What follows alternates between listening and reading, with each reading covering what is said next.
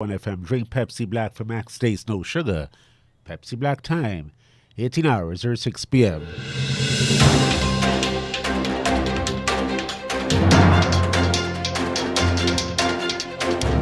The news from Guyana, the region, and the world. Compiled in the News Talk Radio newsroom and powered by DemeraraWaves.com.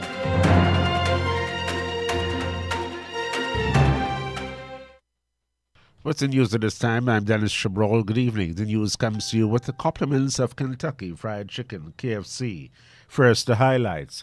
The two teenagers today are jointly charged in relation to the alleged murder committed in Dr. Colin Roach on November 2. They've been remanded to prison.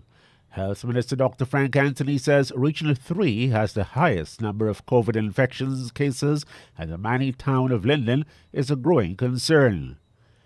Canada has told the Guyana Police Force that a scourge of gender-based violence must not appear to be normalized. And in the region, we tell you this hour that the Barbados Medicinal Cannabis Licensing Authority has received new industry standards from the Barbados National Institute Standards to support the local cannabis industry. In the region, also, this time, the Centers for Disease Control and Prevention has issued a Level 4 travel health notice for travelers to stay clear of the Cayman Islands. Internationally, the United Nations says 16 of its staff members have been detained in the Ethiopian capital Addis Ababa. A UN spokesperson says 6 others had been released. The details of these and other stories in a moment. Is it a special occasion? Are you on a budget but still want a filling and oh so mouth-watering meal?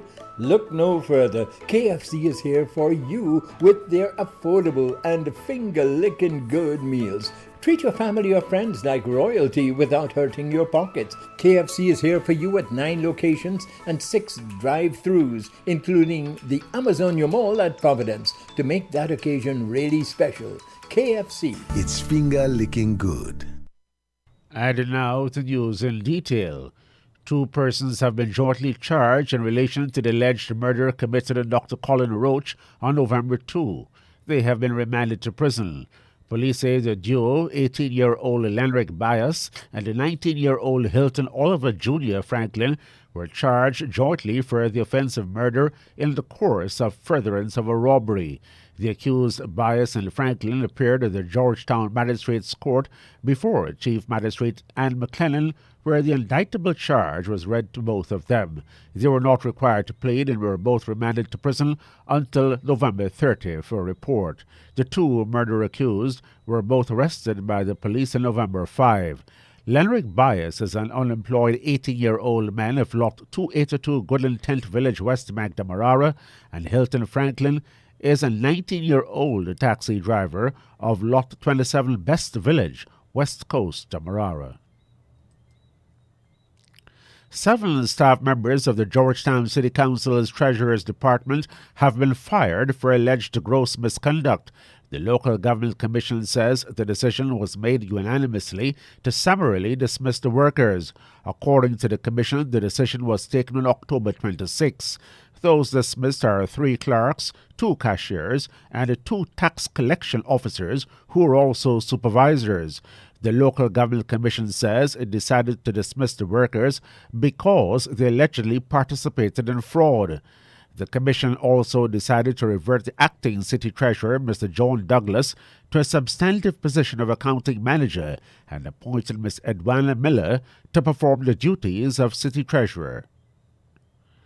The Health Ministry says Region 3, Essequibo Islands, West Demerara, has the highest number of COVID cases, while Region 10 is a growing concern. The Health Minister, Dr. Frank Anthony, says there is an overall decline in positive cases, but not so for the West Demerara region, which now has more cases than Region 4, Demerara-Mahaica. When we look at the regional distribution of these cases, we now see that Region 3 is the area that has the highest amount of cases. So we now have 1,100 cases in Region 3. And there's been that drop in Region 4, so we are below 1,000 in Region 4. We are now at 934 cases in Region 4. The health minister says most areas in Region 3 are infected with high number of cases, with Tushan leading. Dr. Anthony says the health ministry is especially concerned about the growing number of infected persons in Linden, which has the lowest number of vaccinated persons of all the 10 administrative regions. But I think where we're very much concerned would be in Wisma, where we have now 72 cases that are active and 33 in Amila's ward and 19 in Mackenzie.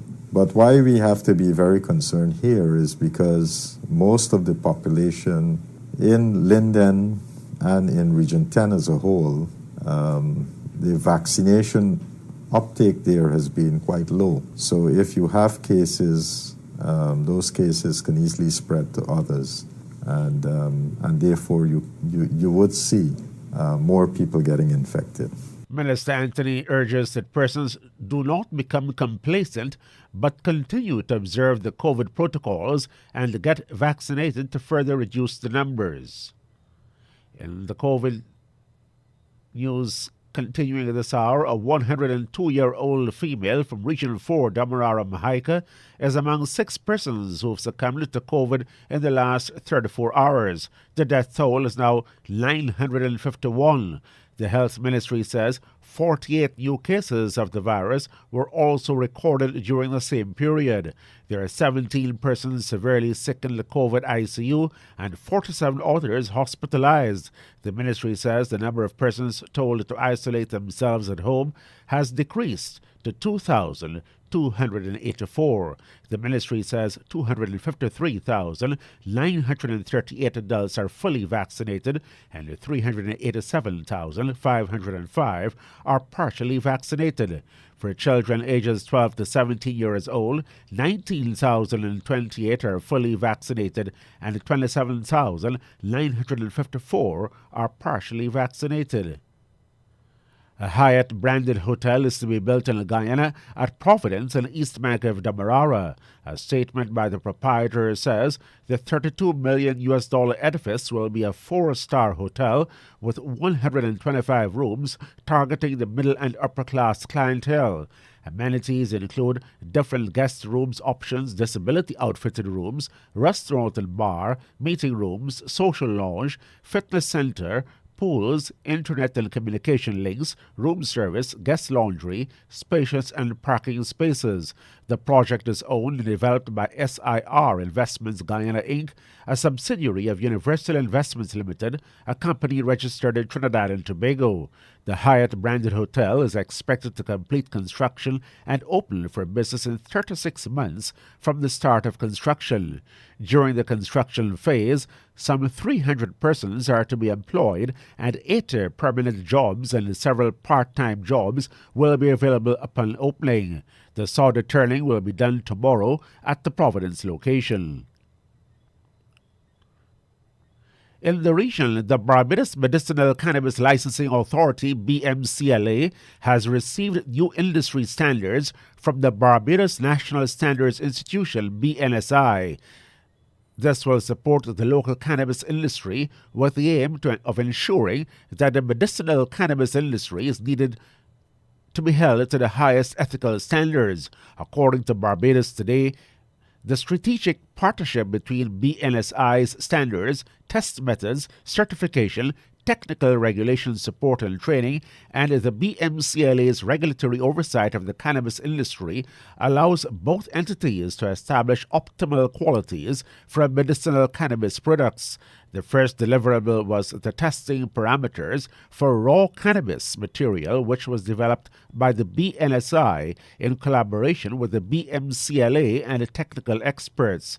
Raw cannabis material is the primary and fundamental ingredient in the production of medicinal cannabis products.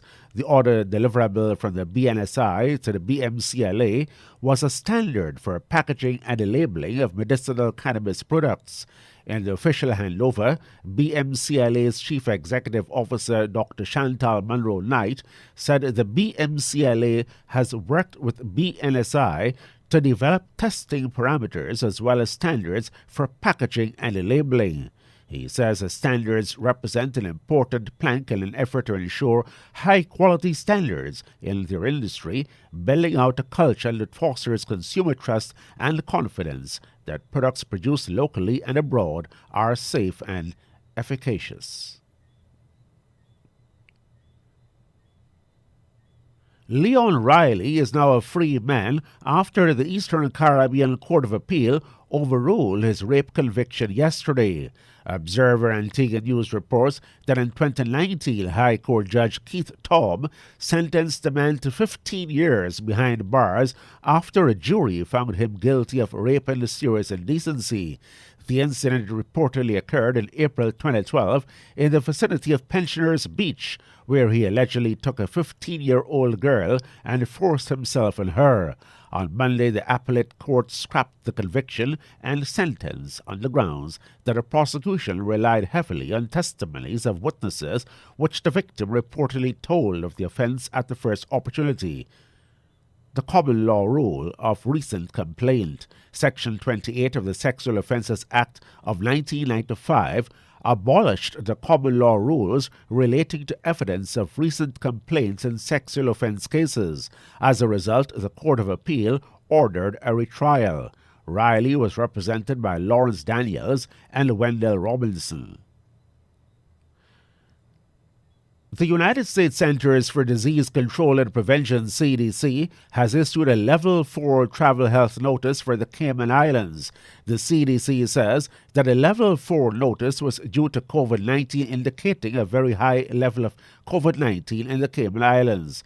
A Loop News report says the CDC advised that if a person must travel to the Cayman Islands, he or she must ensure that he or she is fully vaccinated before travel. The CDC notes that because of the current situation in the Cayman Islands, even fully vaccinated travelers may be at risk of getting and spreading COVID-19 variants. CDC advises that travelers should follow recommendations or requirements in the Cayman Islands, including wearing a mask and staying 6 feet apart from others. Grenada has welcomed its first cruise ship in more than a year following the global pandemic. The Royal Clipper today brought some 150 passengers and crew to the country. In a Loop News report, it says for the 2021-2022 cruise season, Grenada will receive 65 cruise calls.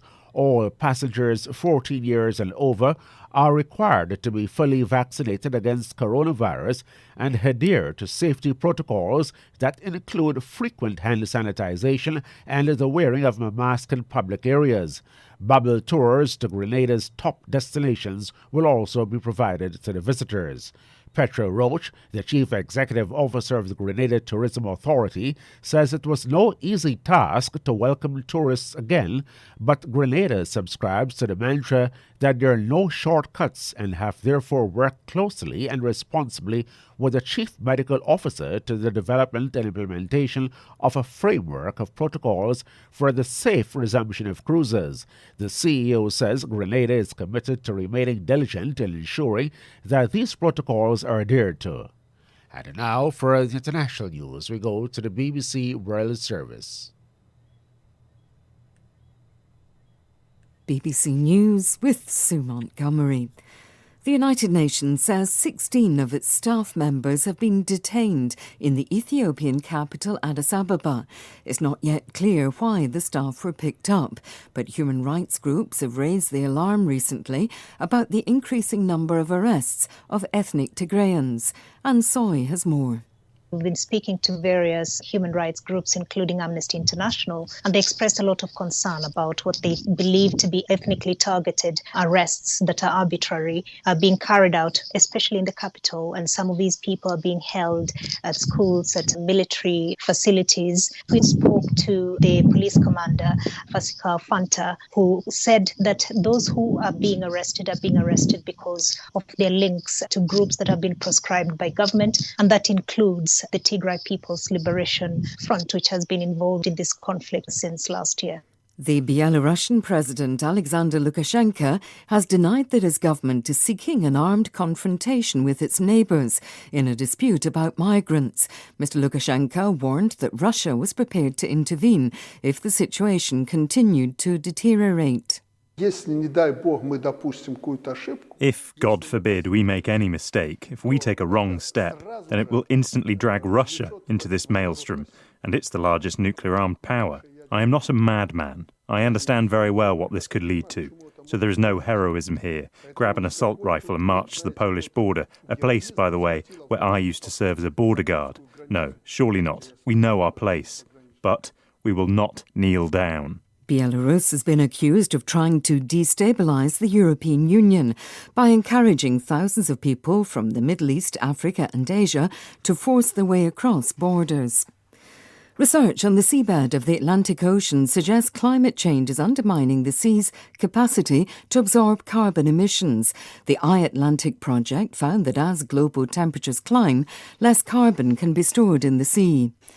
An international group of scientists says the world is heading for disastrous levels of global warming, even if the short-term goals agreed at the climate summit in Glasgow are achieved. From the meeting, here's Emily Unia. This new report has accused COP26 of a massive credibility, action and commitment gap. The Climate Action Tracker examined actual government policies rather than promises and calculated that the world was heading for 2.4 degrees of warming by the end of the century. That's far higher than the 1.5 degrees considered necessary to prevent the most dangerous impacts of climate change. The environmental organisation Greenpeace said the report was devastating. Its bleak warnings about false hope have dampened the mood in Glasgow. World News from the BBC. The United States has announced a delay in its plans to send astronauts to the moon. During Donald Trump's presidency, the first landing was scheduled for 2024. NASA now says it won't take place until the following year at the earliest. It blamed the postponement in part on months of legal wrangling with the space company Blue Origin, which was bidding to be involved in the project. Mexico's top official in charge of fighting corruption and money laundering has resigned after being criticised over his opulent wedding in Guatemala. Santiago Nieto's luxurious nuptials involved 300 guests, including several politicians. President Andrés Manuel López Obrador turned down an invitation, describing the event as scandalous. He said public servants should act with moderation. A Syrian journalist in Turkey has been spared deportation over a video he made of himself eating bananas. Majid Sharma was charged with insulting Turkey. More from Mike Thompson. Majid Sharma's satirical video comes at a time of rising antagonism against the more than 3.5 million Syrian refugees in Turkey. One video on social media showed a Turk saying that he couldn't afford bananas while Syrian refugees were eating them by the kilogram. Majid Sharma responded by filming himself and other Syrian refugees buying lots of bananas and eating them together. Speaking through his lawyer after being released, he said he hadn't intended to mock anyone and simply wanted to address Syrians' problems in a humorous way. 2 diamond bracelets, once owned by the last Queen of France, Marie Antoinette, have sold at auction in Switzerland for more than $8 million. They were bought by an anonymous bidder. Marie Antoinette sent the jewellery for safekeeping before she was guillotined during the French Revolution. BBC News.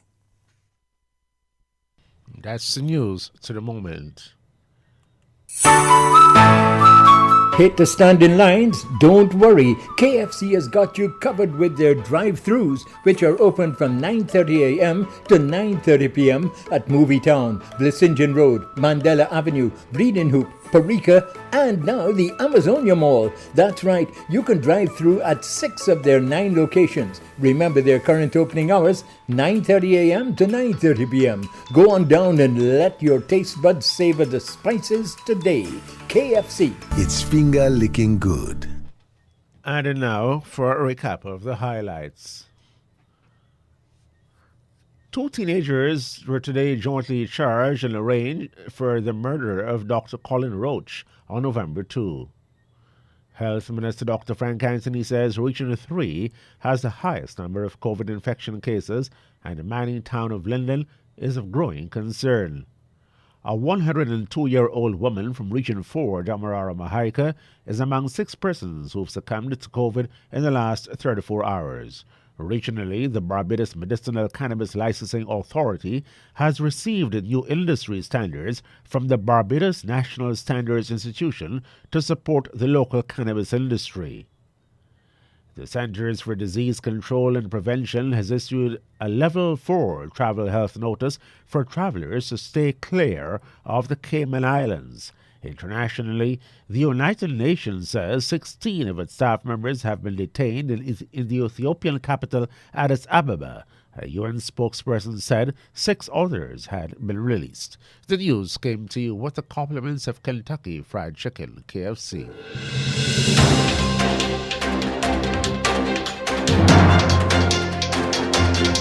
This has been the news, compiled in the News Talk Radio newsroom. For ongoing updates, visit demerarawaves.com, and you can check facebook.com/demwaves and twitter.com/demwaves.